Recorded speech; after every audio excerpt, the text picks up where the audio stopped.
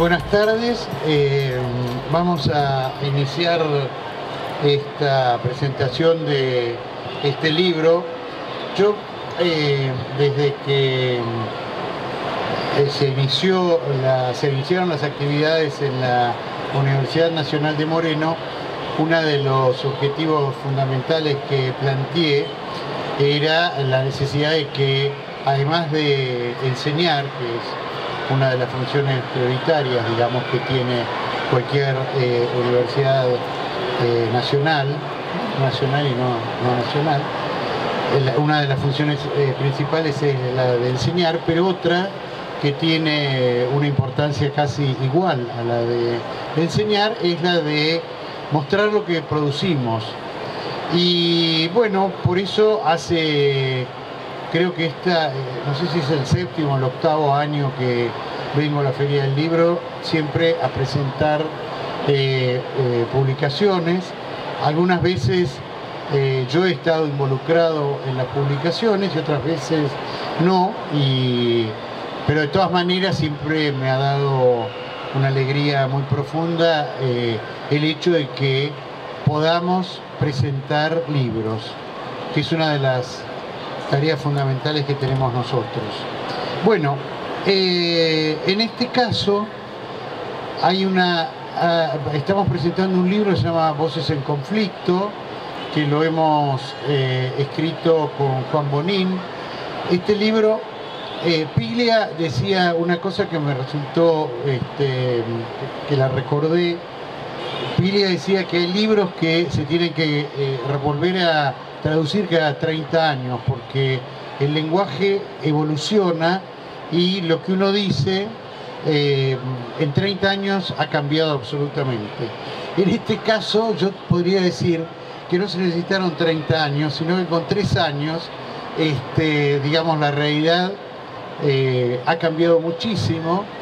Nosotros hemos tratado de hacer un trabajo que involucre ciertos conceptos teóricos vinculados a la semiótica y al análisis del discurso, a la teoría de la argumentación, y a esto lo hemos tratado de poner en relación con un momento de la historia argentina que fue la audiencia que se realizó en la Corte Suprema de Justicia de la Nación en ocasión de la Ley de Medios, y nos pareció que en ese momento fue una situación muy particular, muy especial, muy sabrosa para alguien que trabaja con discursos sociales, porque había una escenografía puesta en términos de que el Poder Judicial, digamos, dialogaba con actores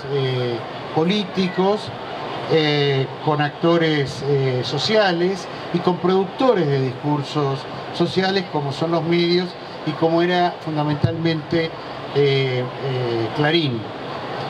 Y eso, digamos, duró 2 días. La audiencia está en la web, se puede consultar, y es un material que para nosotros es invalorable, porque uno puede volver permanentemente sobre esa audiencia y ver cosas que no ha visto, ¿no? Y además porque de hecho en ese momento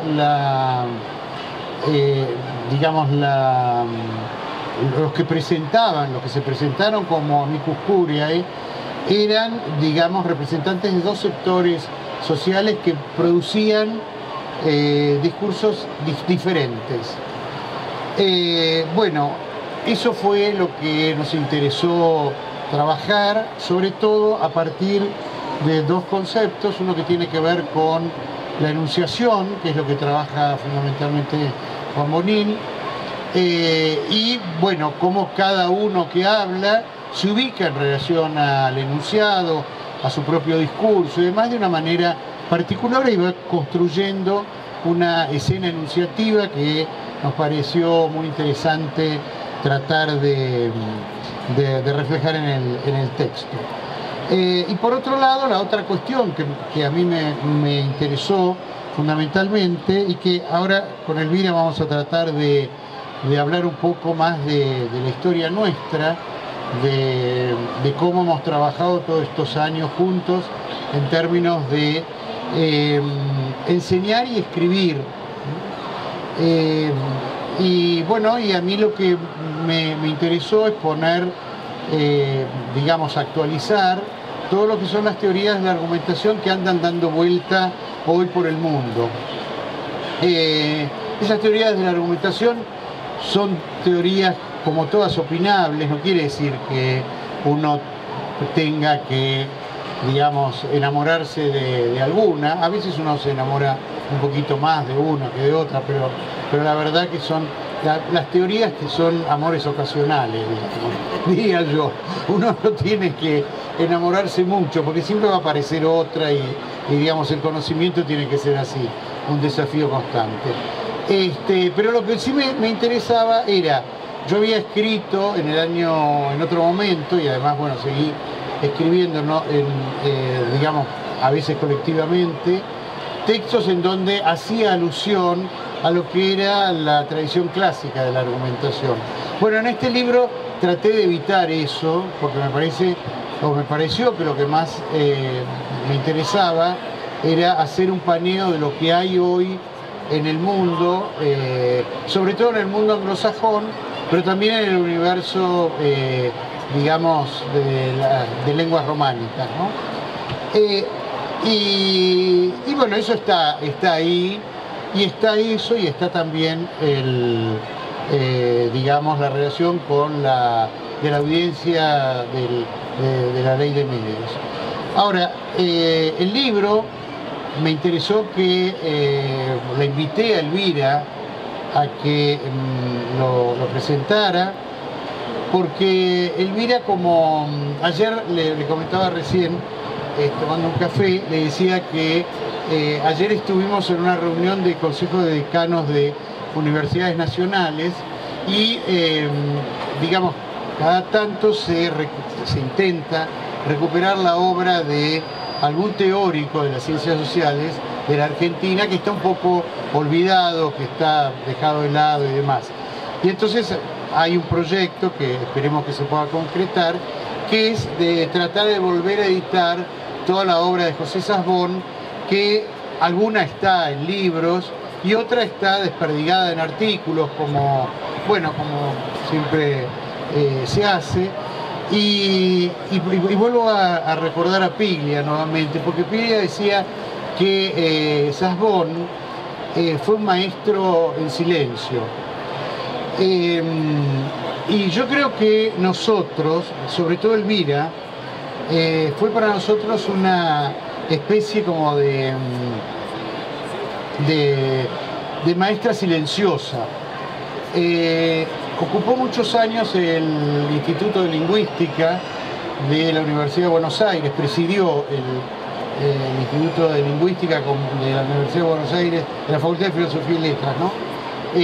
Como directora, y desde allí hizo una tarea que en realidad completa una tarea en la que yo fui más activo, que es con ella, que fue cuando armamos la cátedra de semiología, inicialmente en la reapertura de la democracia, y hicimos una cosa que fue muy, nos parece, muy importante para lo que es la vida universitaria argentina, que fue incorporar una disciplina que era inexistente, que en los 70 había habido algunos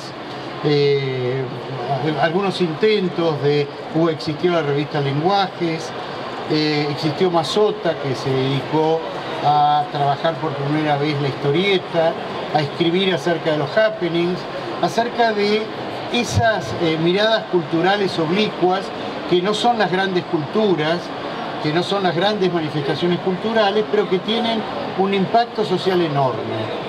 Bueno, la cátedra que presidió Elvira en esos momentos, nos dedicamos a tratar de actualizar materiales fundamentalmente de la lingüística y de la semiótica francesa, Y después de ahí algunos empezamos a tomar estos enamoramientos ocasionales, en mi caso con Peirce, que tuve una especie de...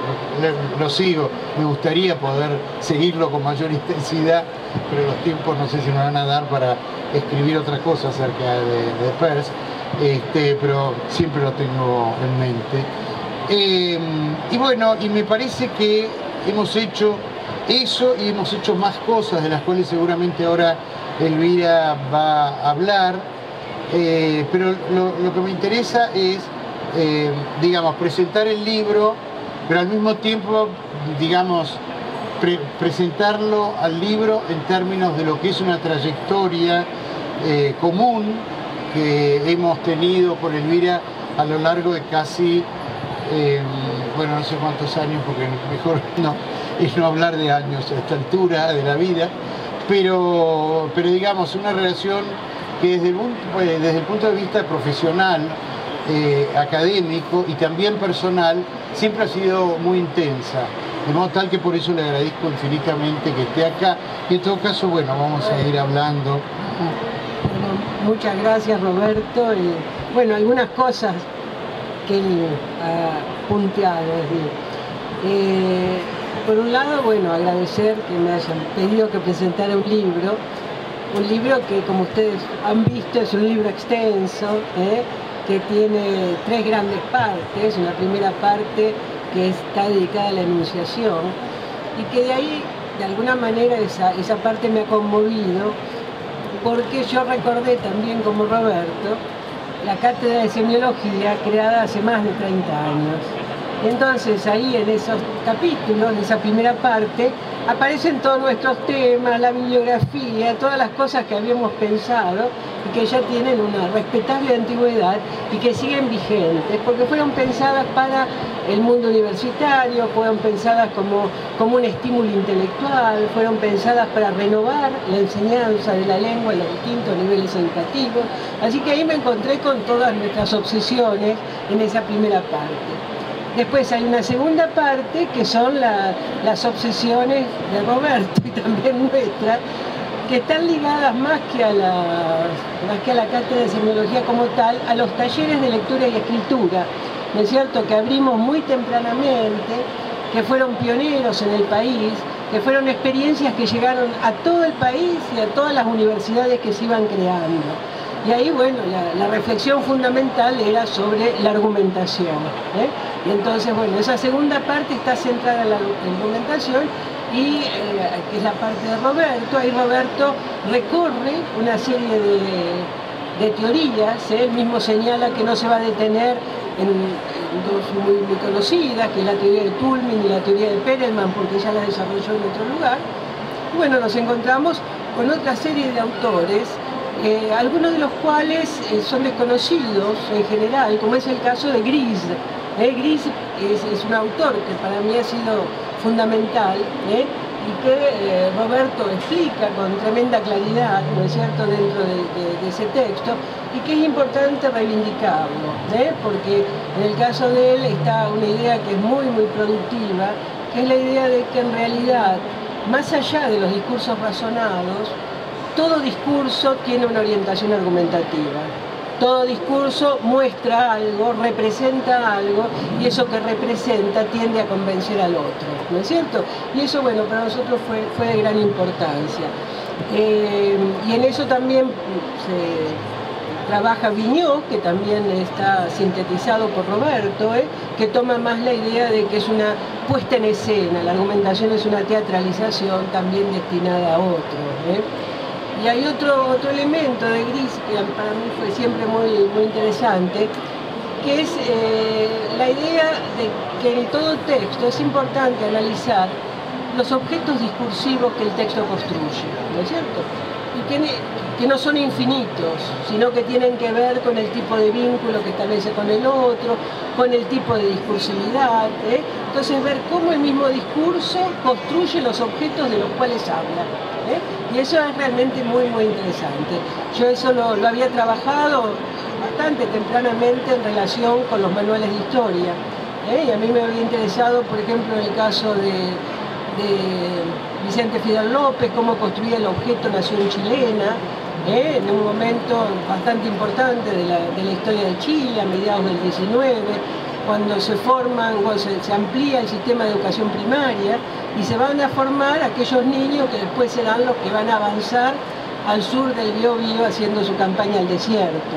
Entonces, cómo construye un objeto en el cual el indio es excluido, ¿no es cierto? Entonces, creo que es importante y lo hice a través de eso. También me interesó en el caso, pensando en los manuales de historia, en el caso de Bartolomé Mitre, que él construye, en el momento en el que está separada Buenos Aires de la Confederación, construye la representación del pueblo de la plaza pública, para legitimar el poder de Buenos Aires en la organización nacional, ¿no? Entonces, eso es interesante. Y después, bueno, el último trabajo sobre objetos discursivos, por eso lo recuerdo, porque es muy importante que en el libro se le destine una parte, es cuando analicé cómo Hugo Chávez construía el socialismo del siglo XXI, ¿no es cierto? Haciendo un esfuerzo tremendo, ¿no es cierto?, en una época en que el socialismo estaba totalmente desprestigiado. Él construye ese objeto y lo construye y lo convierte en objeto de debate para los venezolanos y para los latinoamericanos, y de ahí el peso que esa construcción de objeto tiene, ¿eh? Entonces ahí van a encontrar esto, van a encontrar textos clásicos de Adán, van a encontrar a alguien que es muy estimulante también, que es Angenot, ¿eh? En Angenot está todo el planteo de los discursos sociales, de la idea de ideogemas en relación con la doxa, el tema de la hegemonía, aparece y lo trata muy bien Roberto.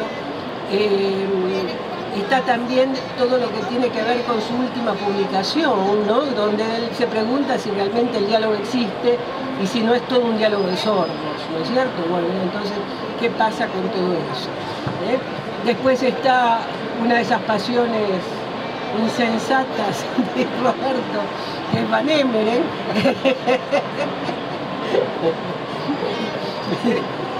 que mata a cualquiera porque son textos tremendamente normativos, que dice permanentemente lo que la argumentación debe ser y cómo uno puede escapar de la falacia. Si bueno, estamos inmersos en la falacia, no respetamos ninguna norma, pero desde Ámsterdam establecen un decálogo, ¿eh? Y eso a Roberto, llegado a un momento de su vida, le ha parecido muy estimulante, ¿eh? Bueno, esos son los amores ocasionales. Por eso.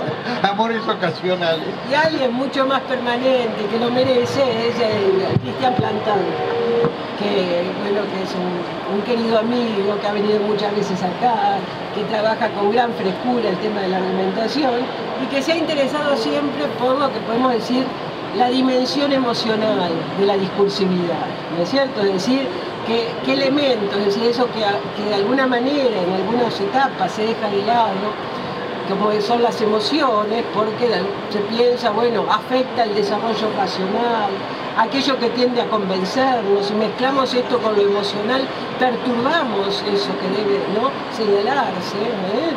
Bueno, esa mirada de décadas, no de décadas, de siglos, en la cual se piensa que, bueno, no hay que entorpecer la marcha de la razón, ¿eh? Pero al mismo tiempo hay una serie de corrientes que toman el tema de las emociones y Plantán mira esa dimensión emocional de la discursividad, ¿no es cierto? Y lo mira con un esfuerzo grande, intelectual, tratando de establecer clasificaciones, demostrarlo a partir de distintos géneros, ¿eh? Y para nosotros, bueno, es una herramienta muy útil en el análisis de determinadas discursividades, ¿eh? Fíjense que yo trabajé el debate sobre la reforma previsional, ¿no es cierto?, en diciembre del 17. Y en ese debate sobre la reforma previsional, la dimensión emocional era muy fuerte porque estaba rodeado el Congreso de manifestantes. Era una situación tremendamente anómala, ¿no? Y entonces, cómo ese afuera penetra en la discursividad y genera esa emoción que tiende a romper el ámbito legislativo y decir, tenemos que suspender las sesiones, ¿no es cierto? Entonces, todo lo que es esa dimensión emocional tiene gran peso, ¿eh? Roberto lo ha trabajado y yo también en relación con lo epidíptico, es decir, con todos esos discursos de elogio, de censura, que aparecen en distintas ocasiones, como qué sé yo, la oración fúnebre, pero que también tiene sus zonas en discursos diversos. Entonces, bueno, Lantana es un gran estímulo. Y después la tercera parte, que está a cargo de Milagros Vilar, de Natalia de Luca y de Lucía Godoy, bueno, está integrado por 2 capítulos.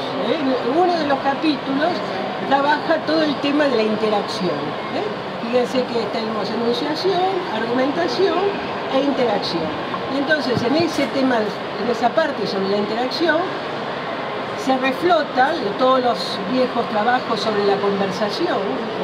También tengo que hacer un recuerdo de nuestras obsesiones en semiología, pues nosotros muy tempranamente habíamos sacado un cuadernillo de comunicación no verbal y otro de conversación. Sí. ¿Te acordás? Otro de conversación.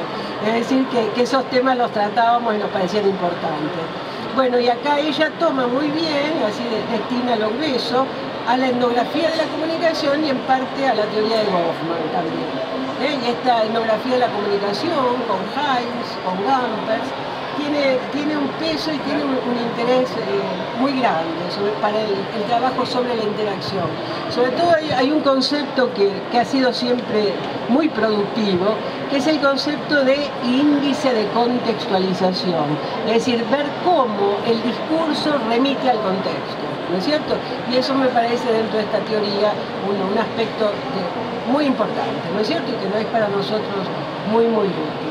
Bueno, y después el último de los capítulos se atiende más a la multimodalidad, multimodalidad, es decir, a ver el tema de lo audiovisual, pero también lo digital.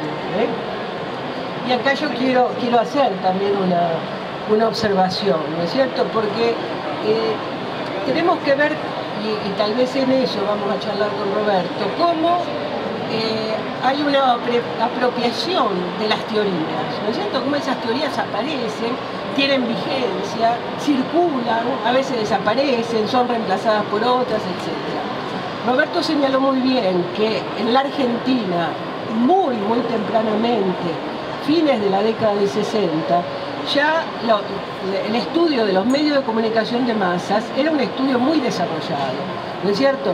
Y ahí se veía la historieta, se veía la fotonovela, se veía el dibujo humorístico, se veía el cine, y todos esos elementos se veían desde una perspectiva semiótica. Todo lo que era la semiótica de la imagen, por ejemplo, había tenido un desarrollo notable, y en eso había una figura también interesante, que es la figura de Liceo Verón. Fíjense que Liceo Verón en 1970 él va a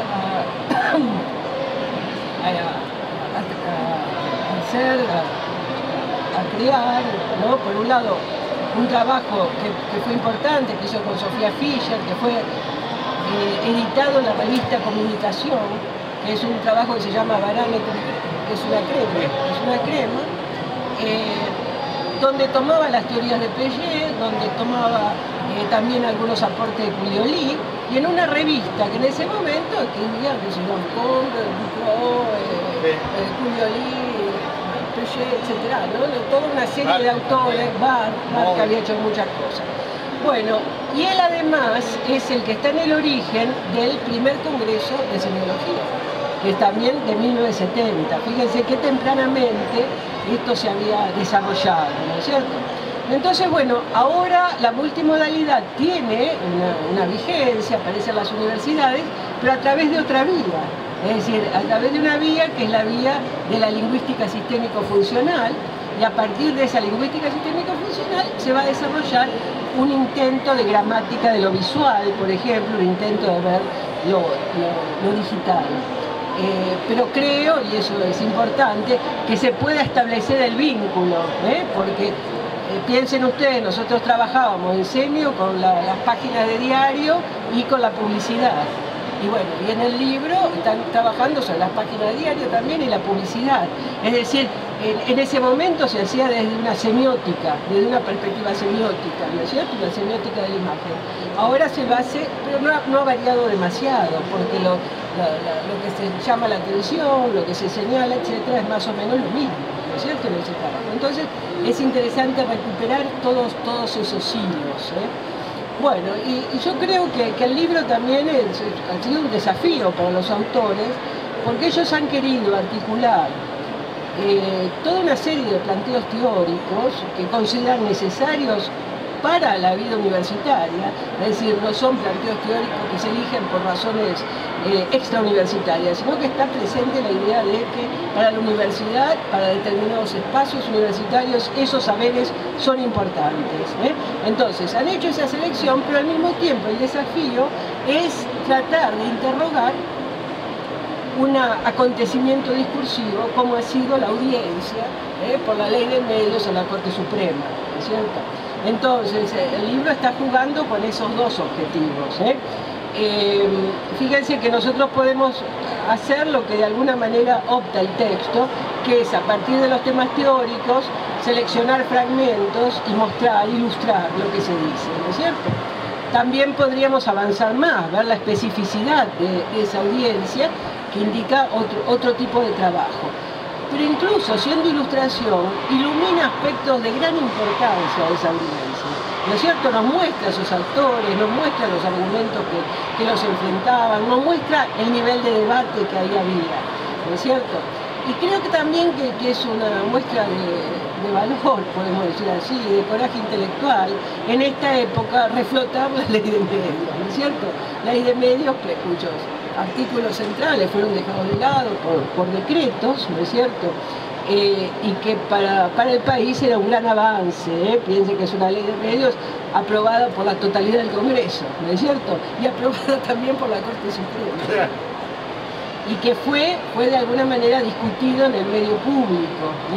Entonces, ahí también los autores, en un lindo epílogo, señalan algunas de las orientaciones que guiaron este libro. Y una orientación es eso, ¿no es cierto? Recuperar esa memoria para los alumnos y mostrar también cómo uno puede enfrentar como un lector crítico, reflexivo, estos materiales, ¿no es cierto? Que es para nosotros algo importante, porque en la vida universitaria también nosotros tenemos una obligación de formación, ¿no es cierto? Y la formación en el campo nuestro es que sean capaces de desmontar los mecanismos de sometimiento ideológico. Entonces el libro intenta eso a través de desmenuzar todos esos aspectos. Así que creo que es un libro interesante, un libro que nos hace pensar muchas cosas, que hace trabajar con la memoria también, y que para estudiantes y docentes va a ser un libro interesante. ¿Seguimos? No sé, sí, bueno, con la historia. Podemos trabajar un poquito. Yo había anotado, a ver.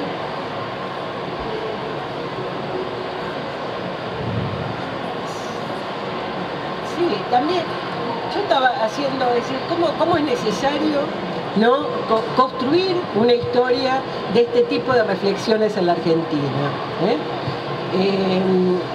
Yo, como soy más grande, he tenido mi experiencia como estudiante universitaria en la década del 60,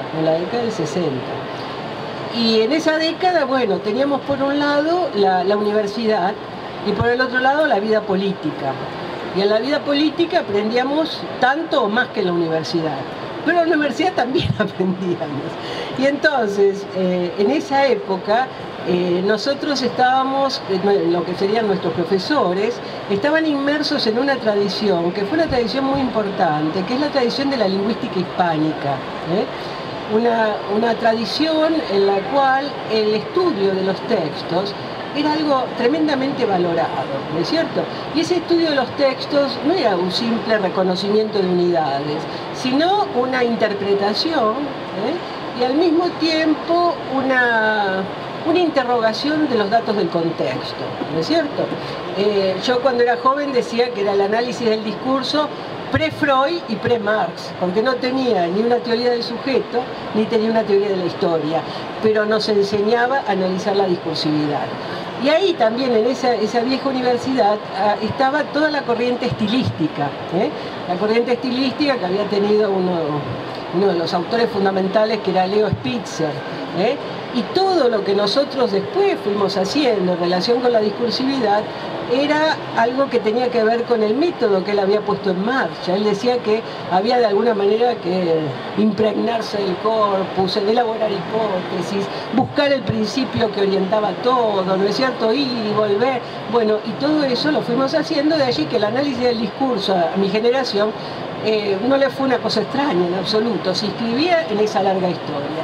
Y por eso yo quería también, como hice antes, ¿no es cierto?, recuperar la historia también de la semiótica argentina, porque al mismo tiempo que en la universidad teníamos la estilística, fuera de la universidad, en gran medida, teníamos todas esas reflexiones, además de tener el Mayo 68, además de los movimientos de liberación, además de todo eso, teníamos también la reflexión sobre los medios de comunicación de masa, ¿no es cierto?, que para nosotros es importante. Bueno, y yo cité a un semiólogo como Eliseo Verón, pero también nosotros tuvimos la suerte que en el año 73, otro semiólogo muy importante, argentino, Luis Prieto, vino a pasar su sabático con nosotros, ¿eh? Y entonces, bueno, también todo lo que era la reflexión teórica sobre la semiología, algo que era una categoría para él muy importante, la pertinencia, ¿no es cierto?, la relación, cómo uno construye un objeto de conocimiento, pero a partir de una práctica, ¿no es cierto? Eso era lo fundamental en Prieto. Bueno, nos iluminó en ese momento. Después, como todos ustedes saben, fue el golpe, ¿eh? Y bueno, cuando se inicia la apertura democrática, todos nosotros quisimos poner la universidad de pie. Y poner la universidad de pie implicaba también introducir toda esa historia en la vida universitaria, y para eso, bueno, hicimos un esfuerzo tremendo. Introducir la doble historia, esa historia de las reflexiones sobre el lenguaje y también la historia de nuestras luchas pasadas, que eso también es importante, es decir, queríamos recuperar la memoria histórica, ¿eh? Entonces, bueno, el libro se inscribe en esa larga trayectoria, ¿no es cierto? Es un libro del 19, pero que recibe todos esos ecos y que está trabajado con esos entramados históricos que para nosotros son tan importantes, y creo que el país necesita pensar eso también, ¿no es cierto? Pensar cómo ha sido el acercarse a distintas teorías, cuál es el sentido, ¿no es cierto? Fíjense que cuando uno piensa, bueno, la ciencia social latinoamericana, ¿qué rasgo tiene? Bueno, tiene el rasgo de una apropiación salvaje, ¿no es cierto?, de lo que la humanidad produce en torno a sus propios intereses, pero al mismo tiempo un gesto enérgico e irreverente, ¿eh? Entonces ese gesto irreverente que se ve en la manera de trabajar con los materiales, en la manera de seleccionar los temas de estudio, es algo que creo que nos enriquece y que nos marca, ¿eh? Y que de alguna manera yo lo veo cuando recibo en la maestría en análisis del discurso muchos estudiantes latinoamericanos, que es lo que a ellos les impresiona. Los impresiona ese gesto, ¿no es cierto? Ese gesto que se manifiesta en la escritura, que se manifiesta en los objetos de análisis, que se manifiesta en la mirada a la teoría. Es decir, eso ejerce sobre ellos una gran fascinación, ¿eh? Y creo, bueno, que es importante destacar. Bueno, no sé qué, digamos, Elvira ha hablado un poco de... Elvira ha hablado un poco, digamos, de lo que fue para nosotros la semiología a partir de la recuperación democrática, pero también a partir de la recuperación de una experiencia universitaria de la cual nosotros participamos muy intensamente, que fue la Universidad de Buenos Aires del 73 al 75, digamos, no podemos decir que fue hasta el 76, porque ya con la intervención de Otalagano, digamos, se apagaron cualquiera de las voces críticas que pudiera haber en la universidad. Pero hubo un momento, ella señaló el caso de Luis Prieto, que fue para nosotros una especie como de iluminación absolutamente diferente respecto de lo que era pensar la lingüística. Yo la conocí a Elvira como ayudante de un profesor que fue el profesor titular mío de lingüística, que era el profesor Buca, que era un monstruo, que las cosas que nos enseñaba era meramente cuestiones de detalle, de cómo funciona. Mi conocimiento sobre la fonética se lo digo. Exacto, la fonética. La fonética para mí no tiene secreto. Bueno, la fonética es una parte, después viene la sintaxis, la semántica y demás, pero el señor Bucac se quedaba en la fonética y teníamos que aprender de memoria una serie de herramientas que, bueno, no viene al caso, ¿cómo decían? El internacional, bueno, muy bien.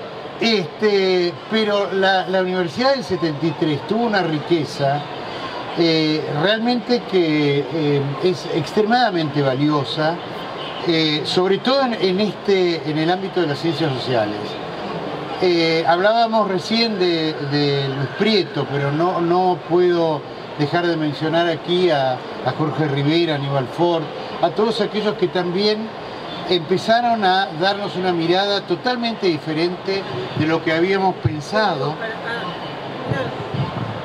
Para recordar a otros, ¿no? Fíjense que en esa cátedra de Prieto, ¿no es cierto?, estaba Emilia Ferreiro. Claro. Emilia Ferreiro, que daba la parte, Celia Jakubowicz, estaba Bess, sí. Estaba Hurtado, estaba Netol, que era estaba Elida Lois, y estaba yo también, que hacía sociología del lenguaje. Es decir, cada uno de nosotros, Prieto nos había dado un módulo, ¿no? Y entonces, como queríamos hacer una cátedra paralela de lingüística, cada uno tenía que desarrollar su módulo. Pero fíjense que esa cátedra dirigida por Prieto tenía todo un conjunto de gente que ha trabajado intensamente en este campo, ¿no? Entonces, por eso digo que ese 63 fue... Y hay otro dato no menor, que es que Prieto, digamos, heredó la cátedra de Saussure, o sea que no era cualquier lingüista, sino que era un tipo que había heredado la cátedra de Saussure, o sea que en Ginebra, o sea, él... A ver. No, porque en nuestro país es terrible, porque él tenía su año sabático, entonces ese año sabático decidió estar con nosotros en la facultad, la universidad, creando ese proyecto, se llamaba Lingüística y Semiología. Y entonces había tomado la idea de renunciar a Ginebra. Esa era la idea. Entonces me aseguraba, mira Elvira, yo termino mi sabático, renuncio y me quedo acá. Y bueno, y en septiembre del 74 nos echan a todos, el señor Talagano nos expulsa. Entonces es interesante ver cómo se salvó porque tenía que renunciar por ahí, ¿no es cierto? Pero también cómo el país lo perdió, ¿eh? Y él, bueno, fue una persona muy cálida, y nosotros en el Instituto de Lingüística heredamos su biblioteca, porque él además, con todo ese deseo de volver al país, había decidido jubilarse y venir al instituto, ¿no es cierto? Bueno, y ahí hay también una anécdota graciosa que me dice, se ve que yo tenía fama de negrera, porque me dice, mira Elvira, vuelvo, pero no me pongas a dar clase de grado. Yo quiero formar. Bueno, y creo, si yo no recuerdo mal, sí, que Prieto tenía uno de los primeros carnets del Partido Justicialista, ¿no es verdad? Sí. Era un personaje de esos que se fueron, digamos, como tantas veces Argentina ha perdido cerebros, y bueno, digamos, él se fue, pero las convicciones las tenía y volvió. Y volvió pensando que la Argentina iba a ser otra, la Argentina no pudo ser. Bueno, eso es una cosa que ha sucedido mucho, que sucede, que a mí me parece que nos tiene que llamar mucho la reflexión, que, digamos, este es un país de avances y retrocesos, y los retrocesos son tremendos. Yo pienso este libro, lo empezamos a pensar, bueno, con la audiencia, al año más o menos, y este libro yo no lo podría pensar hoy. Por empezar porque ojalá que en las próximas elecciones haya un cambio de rumbo respecto de lo que es esta catástrofe que nos ha pasado en estos 3 años, pero tampoco sé qué es lo que va a pasar en términos del futuro. Y una cosa que se me ocurre pensar de inmediato es, si supongamos que por esas cosas que tiene la Argentina se pueda cambiar el rumbo de la historia, podamos volver a pensar en términos de felicidad para nosotros y para las grandes mayorías, ¿qué se puede pensar en términos de una ley de medios? Porque, digamos, la realidad es otra. Esta realidad, yo incluso lo pienso en términos, Elvira habla de Van Hemeren. Van Hemeren, digamos, la teoría de Van Hemeren es una teoría en donde no existe el conflicto, no existe el conflicto en términos de crisis, de confrontaciones y de disputas. Si uno quiere buscar eso, tiene que ir por otro lugar, porque por el lado de Van Hemeren siempre lo que va a llegar es a la Unión Europea, a Bruselas, a Estrasburgo, al Parlamento Europeo, donde todos se van a poner finalmente de acuerdo en función de distintos proyectos políticos, pero en definitiva siempre se van a poner de acuerdo. El único que no se puso de acuerdo es Portugal, le va muy bien, por suerte a Portugal, que ha evitado los ajustes dramáticos que impone el Fondo Monetario y la Unión Europea, el Banco Central Europeo, pero digamos, nosotros no sabríamos cómo pensar esto en términos de futuro. Entonces me parece que el libro también debería, o digamos, por lo menos a mí me llama a decir, este libro nos tiene que servir mucho para enseñar a los alumnos, para que los alumnos sepan determinados conceptos que para nosotros son centrales, pero que también sepan algo que tuvo que ver con un momento de la historia que ha sido muy importante y que está en nosotros también que pueda volver a repetirse esto, digamos, ¿no? Que seguramente no se va a volver a repetir en los mismos términos. Por eso yo no sé si se va a poder pensar esa ley de medios. Esa ley de medios la han destrozado.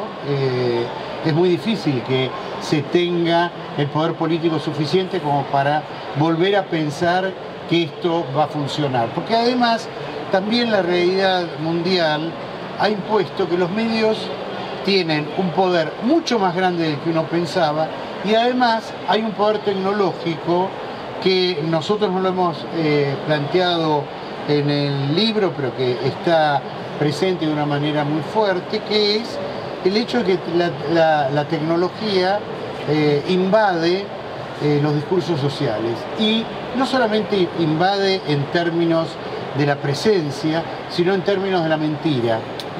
O sea, nosotros hoy nos tenemos que acostumbrar a que la gente dice A pero es B, y a veces decimos pero es B, no, es Z, y en verdad todo esto que lo nombramos en términos de la posverdad y demás es una cosa que se nos ha planteado con una violencia extrema, y que sabemos que uno puede plantear cuestiones en términos de verosimilitud o en términos de cuestiones que pueden ser verdaderas, pero que después no tienen ningún impacto, porque, digamos, por algún artilugio de la tecnología se altera. Esto me parece que es muy importante para tener en cuenta. Digamos, cuando uno ve cómo hemos trabajado nosotros, bueno, estas cosas no existían. Imagínense, hace 30 años no teníamos teléfonos celulares. O sea, a Elvira hemos logrado, después de bastantes años, que tenga un teléfono celular, que no sé, que bueno, más o menos. Pero esto es central, digamos, es una cuestión que me parece que, de la misma manera que hoy pensamos que las batallas discursivas se dan en términos de no solamente de que uno tiene algo para decir que cree que es verdad, sino que además esto puede circular y puede llegar a distintos públicos. Y esto es muy difícil de pensar, de hacer, porque cada vez tiene un nivel de sofisticación más alta y más grande. Bueno, Y eso nos compromete mucho más como universitarios, ¿no es cierto? A pensar bien nuestro trabajo de cátedra, a pensar bien qué enseñamos, qué estrategias de comprensión, de interpretación le damos a nuestros alumnos, ¿no? Bueno, cerramos acá porque si no nos va a echar la otra universidad. Gracias. Gracias.